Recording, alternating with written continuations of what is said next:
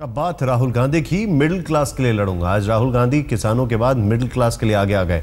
विदेश दौरे से लौटने के बाद राहुल कांग्रेस के तेवर आक्रामक करने में जुट रहे हैं। इस बार राहुल की नजर मिडिल क्लास के वोटों पर है। इसी कोशिश में हथियार रियल एस्टेट बिल बनने जा रहा है। मोदी सरकार को नए रियल एस्टेट बिल पर घेरने के लिए राहुल आज तकरीबन 200 घर खरीदारों से मिले और मुलाकात के बाद उन्होंने मोदी सरकार पर जमकर निशाना साधा।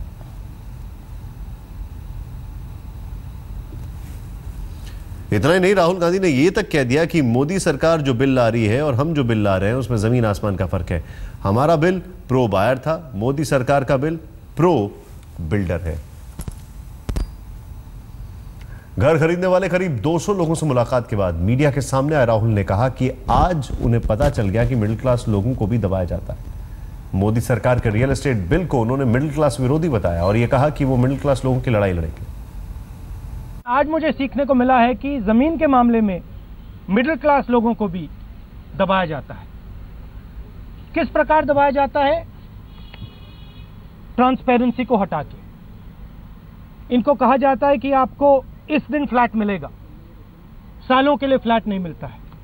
इनको कहा जाता है कि फ्लैट का एरिया, सुपर एरिया इतना होगा, सुपर डुपर एरिया इतना होगा, और अंत में जब फ्लैट मिलता है तो कुछ और मिलता है। इनको बताया जाता है कि आपके फ्लैट के सामने बहुत अच्छी व्यू होगी।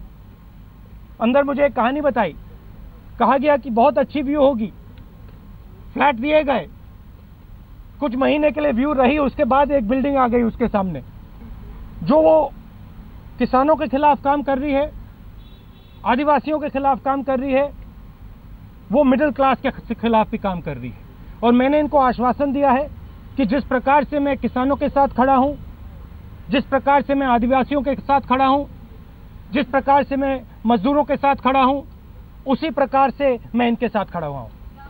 और जो भी मैं इनकी मदद कर सकता हूं, जो भी मैं फ्लैट बायर्स की मदद कर सकता हूं, मैं पूरे दम से करूंगा। हमारे बिल में क्लियर ट्रांसपेरेंसी थी।